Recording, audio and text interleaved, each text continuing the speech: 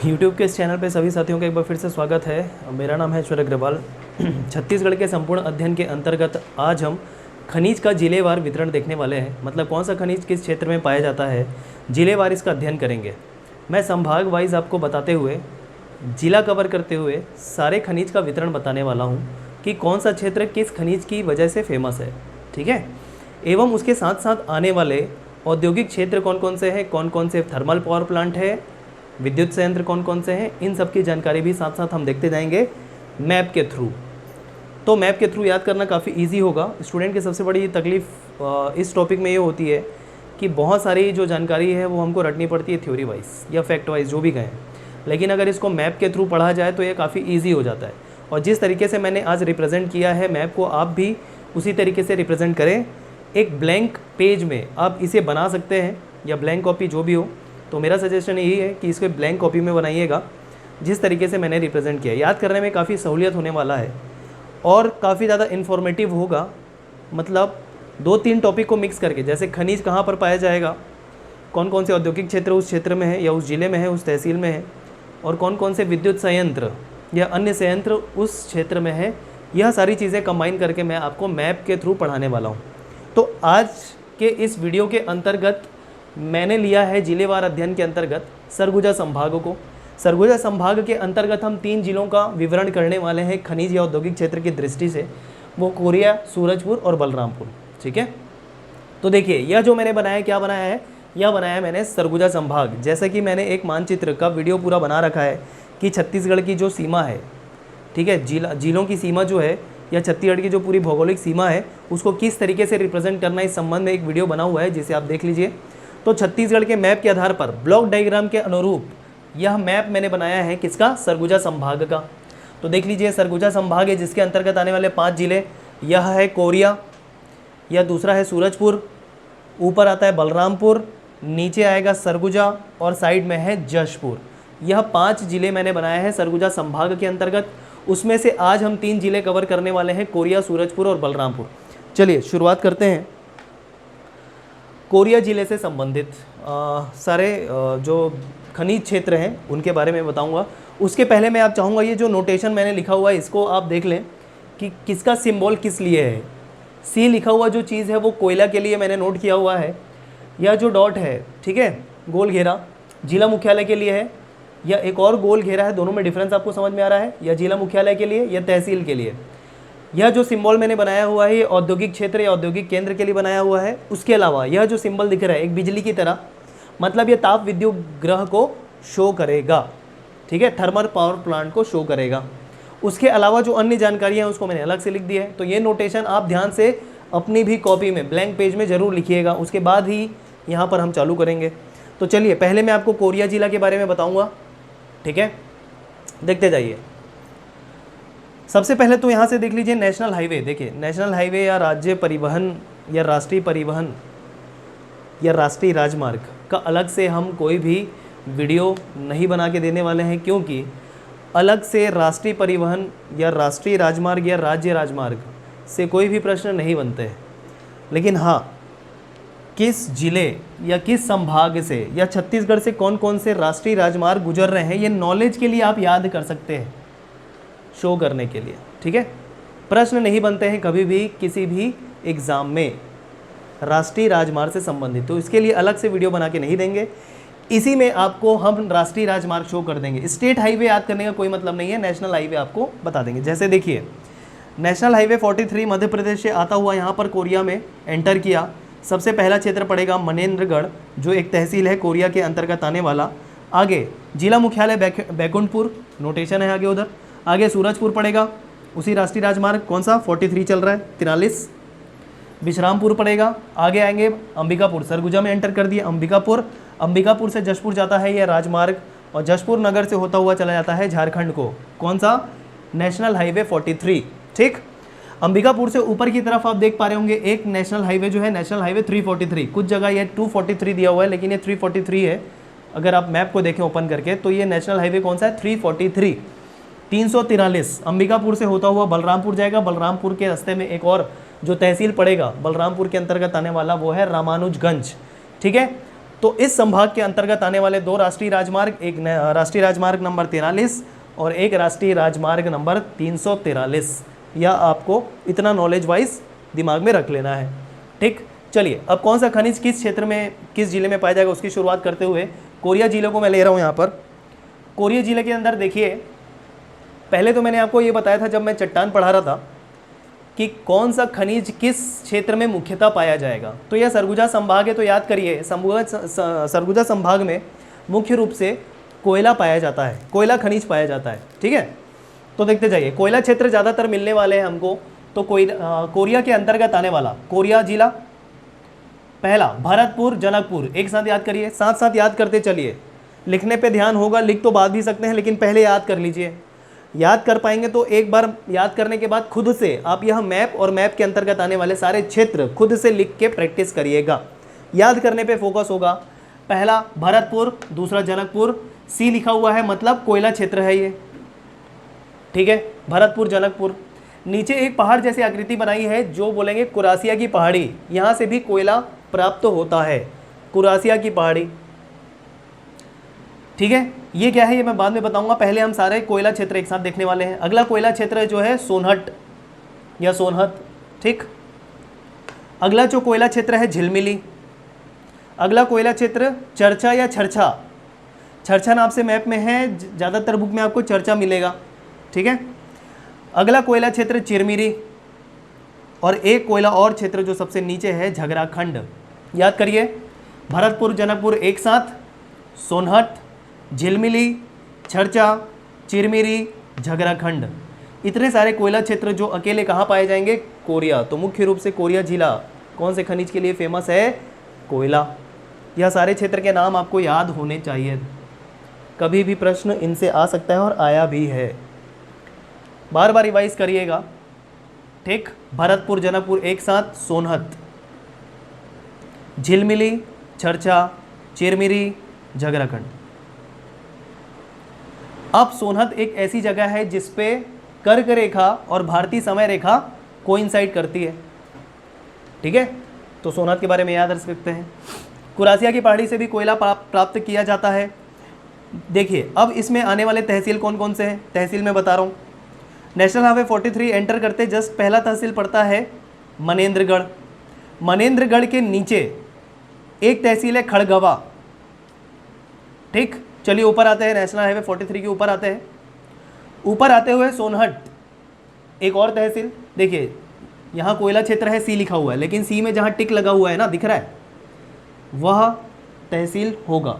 जहाँ कोई कोयला, जहाँ भी कोई खनिज क्षेत्र के साथ साथ अगर टिक लगा हुआ है वहाँ वह तहसील होगा। ठीक, आगे बढ़ते हुए देखिए भरतपुर। भरतपुर भी एक कैसा है, तहसील है। तो तहसील के नाम याद करना आवश्यक नहीं है, यह कंपलसरी आपके लिए नहीं है, लेकिन नॉलेज वाइज अगर आप चाहें तो तहसील को याद कर सकते हैं। लेकिन तहसील से ज़्यादा आवश्यक क्या है कि आप कोयला क्षेत्र या खनिज क्षेत्र को याद करें। ठीक, तो यह हो गया कोरिया जिला जिसके अंतर्गत 5 तहसील और इतने सारे कोयला क्षेत्र होंगे। ठीक, तहसील एक बार फिर से, मनेंद्रगढ़, मनेंद्रगढ़ के नीचे खड़गवा हो गया 2, सोनहत 3, भरतपुर 4 और स्वयं एक कौन, बैकुंठपुर। जिला मुख्यालय है और तहसील भी है, कोई भी जिला मुख्यालय खुद तहसील भी होगा, यह ध्यान रखिए। तो बैकुंठपुर जिला मुख्यालय है, वहाँ पर नोटेशन लिखा हुआ है ना, तो यह भी एक तहसील है। तो 5 तहसील इस प्रकार से कोरिया जिले में हो गए। साथ ही साथ इतने कोयला क्षेत्र कुरासिया की पहाड़ी के साथ। इसके अलावा यह जो सिंबल बना हुआ है, यह सिंबल किसका है, थर्मल पावर प्लांट, ताप विद्युत गृह का, जो है गुंजी बुंदेली में। गुंजी बुंदेली में नाम लिखा हुआ है। कितनी कैपेसिटी का थर्मल पावर प्लांट है, 500 मेगावाट, इसे नोट कर लीजिएगा। एक और चीज़ कोरिया जिले से संबंधित है, यह जो बॉक्स के अंदर डॉट बना रखा है, जो आगे यहाँ पर नोटेशन दिख रहा है आपको, औद्योगिक क्षेत्र या औद्योगिक केंद्र का है। तो यह नया औद्योगिक केंद्र है यहाँ पर कोरिया के अंतर्गत आने वाला, माफ़ कीजिए, यहाँ पर परसगढ़ी, यह एक औद्योगिक केंद्र है, ध्यान रखें, नवीनतम औद्योगिक केंद्र है परसगढ़ी। किसके अंतर्गत आएगा, कोरिया के अंतर्गत आएगा। ठीक, तो यह है संपूर्ण कोरिया जिला, खनिज से संबंधित क्षेत्र, तहसील व्यवस्था, साथ ही साथ ताप विद्युत ग्रह और अन्य, ठीक है, जैसे औद्योगिक केंद्र या औद्योगिक क्षेत्र। अब इसी को अगर आप एक इन्फॉर्मेशन या तथ्य के आधार पर थ्योरी वाइज या पैराग्राफ वाइज याद करें, पॉइंट वाइज याद करें, तो याद करने में बहुत ही ज़्यादा तकलीफ होती है। लेकिन एक बार मैप बना के सारी चीज़ें उसमें ऐड कर दी और खुद आप देखिएगा, अगर आपका ये एक बार बन के तैयार हो गया, याद करने में बहुत ही ज़्यादा सहूलियत, और साथ ही साथ इतने सारे टॉपिक को आप एक जगह संग्रह करके रख रहे हैं। जो नोट्स बनाने की जो रणनीति है उसमें सबसे अच्छी रणनीति कही जाती है। बहुत सारी चीज़ों को एक जगह समेट के रख लिया हमने, सिनॉप्सिस बना लिया, तो रिवीजन की दृष्टि से सबसे ज़्यादा कन्वीनियंट यही होता है। तो ऐसे ही आपको नोट करना है ब्लैंक पेज के अंतर्गत। कोरिया जिला हमने देख लिया। चलिए हम आते हैं कोरिया जिला के साइड में आने वाला जिला जो है सूरजपुर।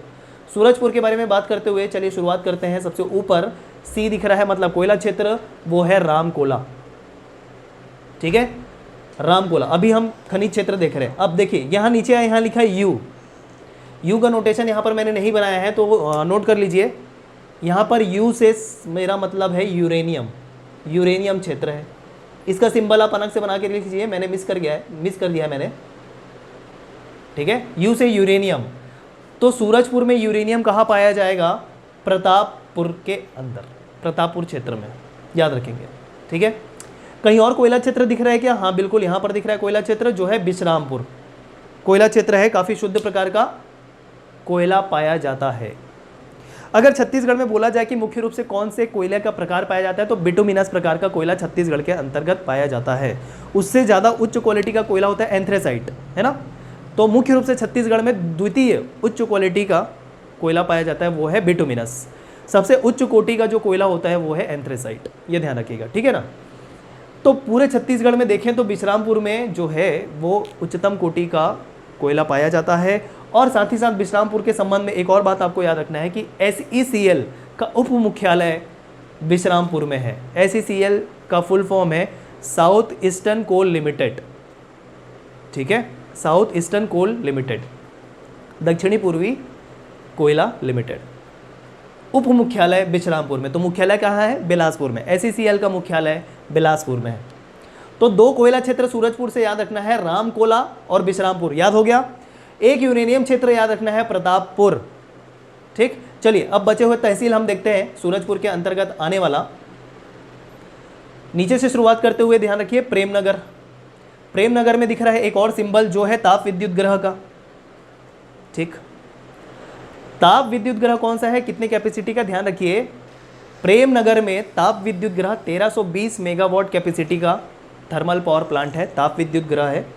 किसकी मदद से यहाँ पर यह स्थापित किया जा रहा है या प्रस्तावित है, तो ध्यान रखिएगा इफ़को और छत्तीसगढ़ राज्य विद्युत मंडल की सहायता से प्रेमनगर में यह ताप विद्युत ग्रह प्रस्तावित है, ठीक।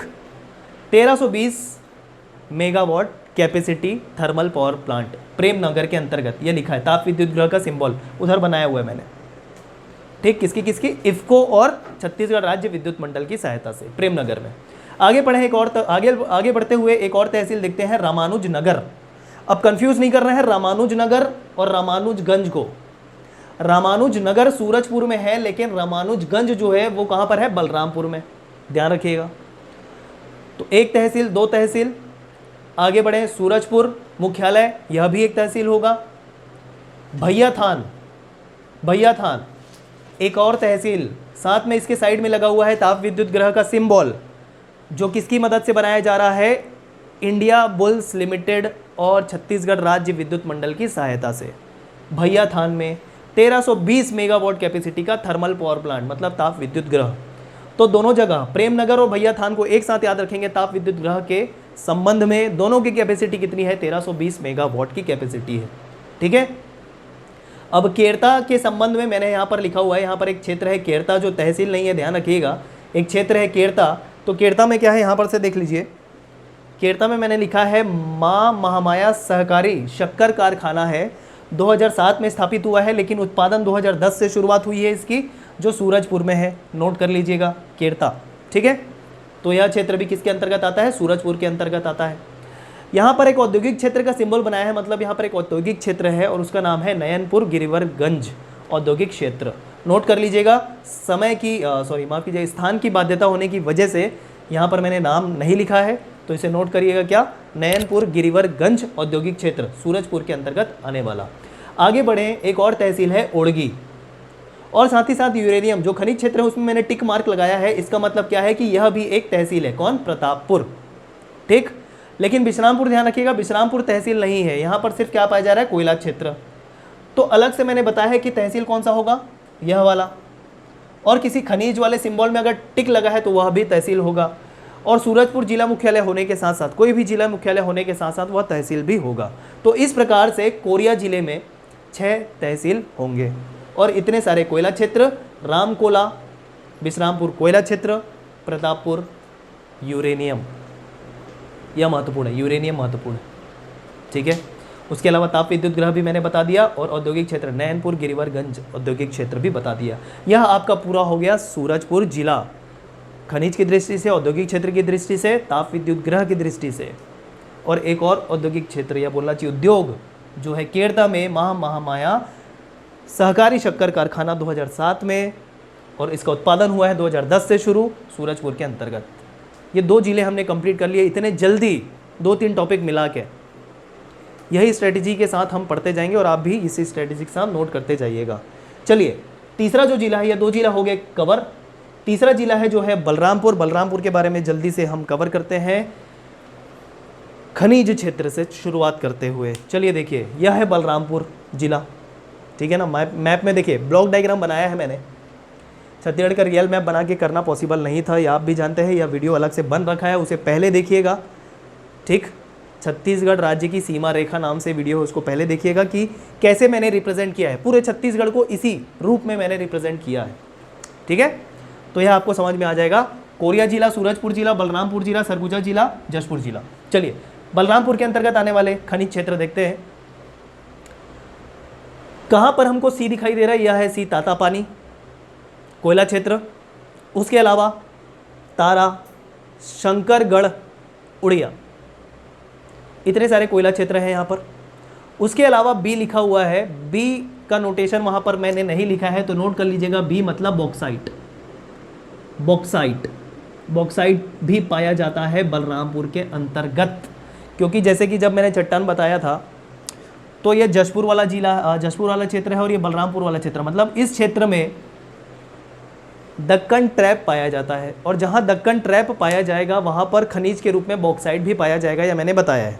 देखिए, मुख्य रूप से दक्कन ट्रैप जशपुर वाले क्षेत्र में मैंने बताया है, जशपुर सामरी पाट प्रदेश के अंतर्गत।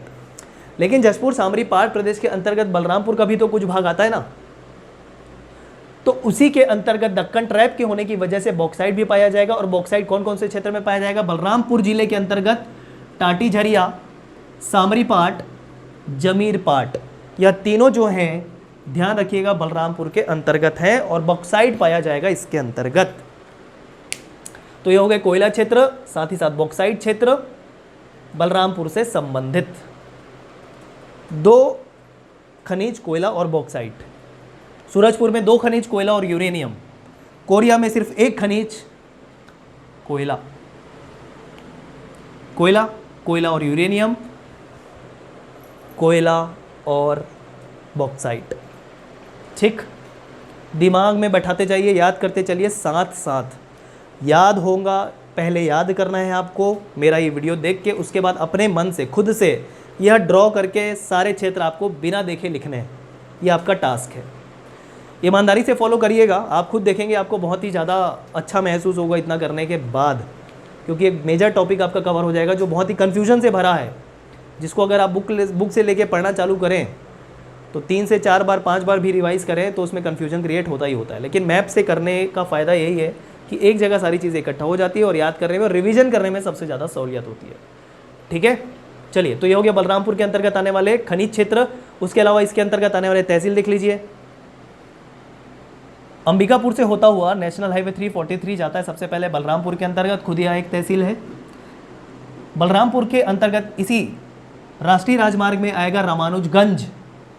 कंफ्यूज नहीं होना, बोला था मैंने रामानुजगंज और रामानुजनगर में। रामानुजगंज है बलरामपुर के अंतर्गत, और रामानुजगंज के साइड में है इधर लेफ्ट तरफ वाड्रफ नगर। ठीक है, अब याद कीजिए धारवाड़ का एक्सपांशन मैंने बताया था जो चिल्फी घाटी सीरीज़ है वह चिल्फी घाटी रेंज में होने के साथ साथ, क्षेत्र में होने के साथ साथ बलरामपुर वाले 2 जिले 2 तहसील में भी धारवाड़ का एक्सपांशन है, मैंने बताया था। और वह जो 2 तहसील हैं जहां धारवाड़ पाया जाता है वह वाड्रफनगर और रामानुजगंज। पिछले वीडियो में मैंने बताया, देखिएगा जब मैंने शैल समूह पढ़ाया तब। ठीक है, तो इस तरीके से हमको थोड़ा थोड़ा नाम एक साथ पूरा मैप लिख के उसके अंतर्गत आने वाले सारे गांव, सारे तहसील, सारे छोटे छोटे क्षेत्र के साथ जिला मुख्यालय या जिला, ये सबसे मेरा कहना मेरे हिसाब से यह जो स्ट्रेटजी है बिल्कुल सही नहीं है स्टूडेंट के लिए। जहाँ पर जिस चीज़ की आवश्यकता है उसको वहीं पर ही याद करना चाहिए। तो इस तरीके से मैंने यहाँ पर सिर्फ तहसील व्यवस्था और खनिज क्षेत्र लिखा हुआ है। ठीक है, और कौन सा यहाँ पर, राजपुर हो गया, वाड्रफनगर हो गया, रामानुजगंज हो गया, शंकरगढ़ में राइट लगा हुआ है, मतलब यह भी एक तहसील है, और बलरामपुर स्वयं। और यहाँ पर सबसे टॉप में राइट साइड में दिख रहा है बाउंड्री के पास कुसमी पार्ट पड़ा था, तो कुसमी भी एक तहसील है। तो बलरामपुर के अंतर्गत आने वाले भी तहसील की संख्या कितनी है? 6 तहसील 5 तहसील। ठीक है, इस प्रकार से पूरे 150 तहसील में कवर कराऊंगा, डोंट वरी। याद करना इंपॉर्टेंट नहीं है, लेकिन नॉलेज के लिए आप ध्यान में रख सकते हैं, परीक्षा में कहीं नहीं पूछेगा। हाँ, यह जो क्षेत्र है खनिज क्षेत्र, ये आपको याद करना आवश्यक है, या उस तहसील से संबंधित कुछ मुख्य बातें जो आगे आ सकती हैं वह आपको याद करना आवश्यक है। लेकिन सिर्फ तहसील ही पूछेगा प्रश्न में, ऐसा नहीं है। जानकारी के लिए अभी याद करिए, हो सकता है आगे इसकी आवश्यकता पड़े हमको। यह हो गया पूरा हमारा बलरामपुर। नेशनल हाईवे अंबिकापुर से होता हुआ जशपुर नगर झारखंड। और एक और चीज़ देखिए, अंबिकापुर से नीचे एक और नेशनल हाईवे आ रहा है, नेशनल हाईवे 130, राष्ट्रीय राजमार्ग क्रमांक 130, जो कोरबा में एंटर कर जाता है। नीचे कौन सा जिला है? कोरबा। ठीक है दोस्तों, तो यह था 3 जिला, कोरिया, सूरजपुर और बलरामपुर, और इन्हीं 3 ही जिलों से कर्क रेखा भी गुजरती है, देखा था हमने। ठीक, चलिए कुछ और मैं जानकारी यहाँ नीचे लिखा हुआ जिसके बारे में आपको बताना चाहूँगा। रेहर जल विद्युत परियोजना कहाँ पर है? सूरजपुर में। कैपेसिटी याद करना आवश्यक है, क्योंकि कैपेसिटी के नाम से प्रश्न पूछे जाते हैं। 3 यूनिट 32 मेगावाट का, 3 यूनिट 32 मेगावाट का, कुल क्षमता कितनी हो गई? 96 मेगावाट। रेहर जल विद्युत परियोजना सूरजपुर के अंतर्गत आएगा। कन्हार जल विद्युत परियोजना, कन्हार नदी यहाँ से निकलते हुए बलरामपुर की सीमा होते हुए ऊपर चली जाती है, तो कन्हार जल विद्युत परियोजना जो है बलरामपुर में स्थित है। 2 यूनिट है इसकी, 25 मेगावाट प्रत्येक, कुल क्षमता हो जाएगी 50 मेगावाट की। तातापानी से एक और चीज़ हमको याद रखना है, तातापानी में गर्म जल का स्रोत है, जो जमीन से निकलता है, गर्म जल का स्रोत। तो इसी वजह से भूतापी संयंत्र जियोथर्मल पावर प्लांट की स्थापना की गई है अमेरिका की मदद से। ध्यान रखें, कहाँ पर? तातापानी। तातापानी कहाँ पर है? बलरामपुर। तो लिखा हुआ है भूतापी संयंत्र बलरामपुर। कैपेसिटी कितनी है इसकी? 30 मेगावाट। तो यह जो क्षेत्र भूतापी संयंत्र जहाँ पर लगा हुआ है, तातापानी गर्म जल का स्रोत है, इसी वजह से जियोथर्मल पावर प्लांट, भूतापी संयंत्र अमेरिका की मदद से स्थापित किया गया था। ठीक है, तातापानी। अब नाम से ही क्लियर, तातापानी। ताता मतलब छत्तीसगढ़ी में बोलते हैं ताती, ताती बच्चे लोग बोलते हैं, और उसका मतलब होता है गर्म, है ना। तो वहीं से इसका नामकरण हुआ है तातापानी, मतलब गर्म पानी। ठीक है, तो यह हमने कवर कर लिया है सरगुजा संभाग के अंतर्गत आने वाले 3 जिले, उसके खनिज क्षेत्र, औद्योगिक क्षेत्र, थर्मल पावर प्लांट मतलब विद्युत क्षेत्र, विद्युत ग्रह, ताप विद्युत ग्रह, और आने वाले अन्य औद्योगिक क्षेत्र। और कुछ बातें तो इससे संबंधित आई थिंक नहीं रह गई है, सारी चीज़ें मैंने कवर कर दी है। ठीक है, चलिए बचे हुए जो 2 जिले हैं कौन कौन से? सरगुजा और जशपुर। इसके बारे में एक अलग से वीडियो नेक्स्ट वीडियो में आपको बता दूंगा। इस प्रकार हम छत्तीसगढ़ के अंतर्गत आने वाले समस्त जिलों को कवर करेंगे, खनिज की दृष्टि से या औद्योगिक क्षेत्र की दृष्टि से दोस्तों। ठीक है, तो धन्यवाद। अच्छा, एक और डाउट था कि बहुत सारे स्टूडेंट कह रहे थे कि पीडीएफ चाहिए।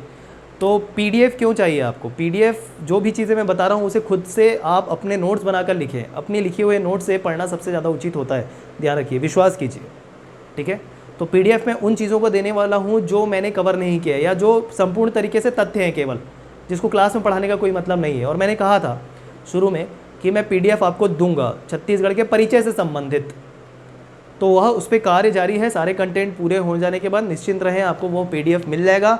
लेकिन जो क्लास में मैं पढ़ा रहा हूँ उसके संबंध में प्लीज़ आप PDF ना मांगे, क्योंकि सारी चीज़ें जो मैं पढ़ा रहा हूँ वही इसी का PDF देने से क्या फ़ायदा होगा, फिर मैं क्लास बनाने का क्या फ़ायदा होगा। तो जो भी चीज़ें बता रहा हूँ उसे खुद की राइटिंग में, खुद की कॉपी में नोट करिए, आपको ज़रूर इससे फ़ायदा मिलेगा।